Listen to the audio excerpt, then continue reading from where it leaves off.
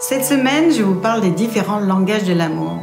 Et oui, nous ne pratiquons pas la même langue. Sachez que chacun de nous détient un réservoir émotionnel qu'il convient de garder rempli en permanence. Alors ces langages peuvent vous y aider. Le premier, ce sont les paroles valorisantes.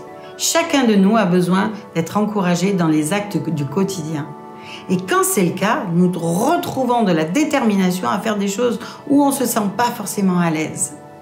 Le deuxième, c'est la qualité de la relation. Ce n'est pas sa durée qui est importante, mais c'est la qualité qu'on lui donne.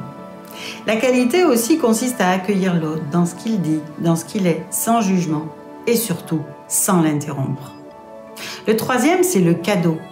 Non pas sa valeur marchande, mais simplement le témoignage d'amour que ça représente, parce que ça signifie que le partenaire a pensé à l'autre.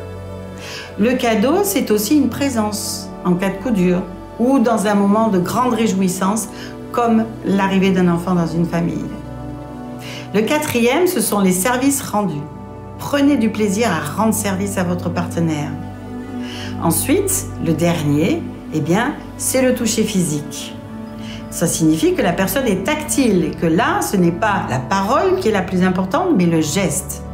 Cette personne-là, elle se souviendra toujours de quand elle a été prise pour la dernière fois dans les bras. Alors, avez-vous identifié votre langage? Avez-vous identifié celui de votre partenaire? Mon conseil, pratiquez le langage de votre partenaire et je vous assure qu'il répondra dans le vôtre, de sorte que vos réservoirs respectifs émotionnels seront remplis en permanence.